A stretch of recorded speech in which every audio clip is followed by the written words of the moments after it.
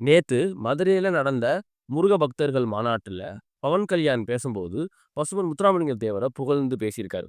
இப்ப இந்த நேரத்துல நான் ஒரு விஷயத்த குறிப்பிட ஆசைப்படுறேன். 1949 ஜூன் 12ல நம்ம தமிழ்நாட்டுல தமிழ்நாடு சன்மார்க்க தொண்டர் மாநாடு நடந்துச்சு. அந்த மாநாட்டுல கலந்துக்கிட்டு பசுமன் முத்துராமலிங்க தேவர் பேசினாரு. அவர் என்ன பேசினாரு அப்படிங்கிறத நான் இப்போ உங்கள்ட்ட சொல்றேன். ஆன்மீகத்தின் பெயரைச் சொல்லி சுயநலம்பிகள் கோவில் கட்டுவது, கும்பாபிஷேகங்கள் செய்வது, ருத்ராஜங்கள் அணிவது, விபூதி காவிய ஆடை தரிப்பது, மொட்டை அடித்து பண்டாரமாகி பண்டார மடாபதியாகி விஸ்வ பரிபாலங்களும் சூழ மறைவில் திரிவிய ஆசை பெண்ணாசை இவை போன்ற ஆசைகளால் பல தீய செயல்கள் செய்வது, ஆன்மீகத்தை வயிறு பிழைக்கும் ஒரு கருவியாக கொண்ட போலிகள் மலிந்த காலம் இது. மலிந்தனா நிறைந்த காலம் இது அப்படின்னு பேசியிருக்காரு. அதாவது தேவர் என்ன சொல்ல வர்றாருன்னா, சுயநலத்துக்காக ஆன்மீகத்தை பயன்படுத்தக்கூடாது.